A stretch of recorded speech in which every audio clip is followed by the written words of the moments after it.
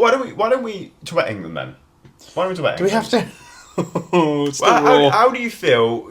So England went into this tournament, new manager, a bit of a new look team, after 4 tournaments that had gone exceptionally well. I felt from 2018 all the way through to the last Euros, and I wasn't the biggest Southgate fan in terms of his football, but I really appreciated what he did and how he got us to where we are. Tuchel, I'm much more excited for. He's come in and we had a really good qualifying. We're undefeated in qualifying. We didn't concede a goal. Went into the tournament. That Croatia game, second. I felt like the second half of Croatia is still the best we played in the whole tournament, and that was a really good performance. The Ghana one, I mean, low block. I know the low block is such a bingo card thing to say about this tournament, but that's what happened with Ghana. Panama, we did the job. Yeah. And then we had to fight tooth and nail really against Congo, and actually I say that Croatia's one was the best performance, but that Mexican performance will stay in my memory for a long time. I think that's probably my favourite England performance ever. Yeah. I think that's it's one of the greatest England performances of all time. So it was unbelievable to stay up and witness that live. That was a really cool moment to be a part of. That hour delay, I was like, right, we're going to be staying up till 4 or 5 in the morning. It's not really worth it, is it? But it absolutely was, and I loved every moment of. Well, I wouldn't say I loved every moment of it, but I love it now looking back. Norway, we got the job done, and then sadly we just couldn't last a few more minutes against Argentina. But I mean, Thomas Tuchel did bring us to our second best finish at a World Cup ever. Yeah, I get why people want him gone because of that one performance. I get it. Do I want him gone? No, not personally. No, I don't think so. As you say, our qualifying was great. Like I know people say it don't matter, whatever.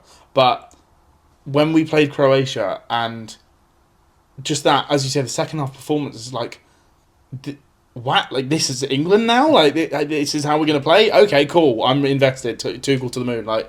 And then the Ghana game happened, and it's kind of like letting your air out of the tyres, and it's like, oh, it was such a second group stage game. Yes.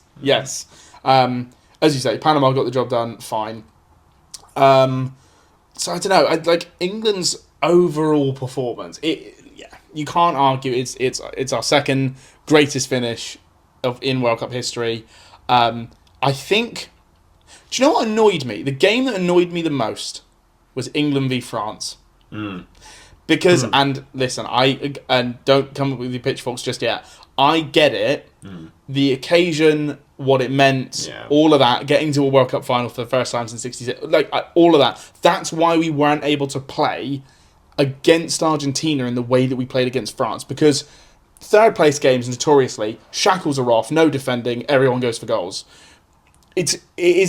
My only thing is, it's a shame that we couldn't be braver. We couldn't be a bit more on the front foot against Argentina in the same way we were against France. I think Spain proved that, right? They were 1-0 up and they didn't take the foot off the gas. Exactly. And that's something we shouldn't do. So do we blame? I mean, we could put a lot of blame on Tuchel, obviously, but the players have to take some blame for the Argentina performance as well. I mean, to be fair to them, they did hold on for like 30 odd minutes. I'll give them that. But I remember going into that game thinking, well, Argentina aren't going to beat us in the air. No, you said that a lot. And what goes and happens?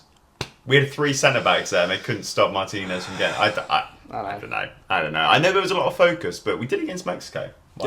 Argentina are a better team, yes. But it is frustrating. And you are right, that France game is even more frustrating knowing full well that had we played like that against Argentina, we would have been in that game last night. Yeah. I wouldn't have beaten Spain. I don't think so. I think we'd have been passed off the pitch by Spain. Yeah. Look, hindsight's a bitch like that, yesterday watching how Spain played, I was like, yeah.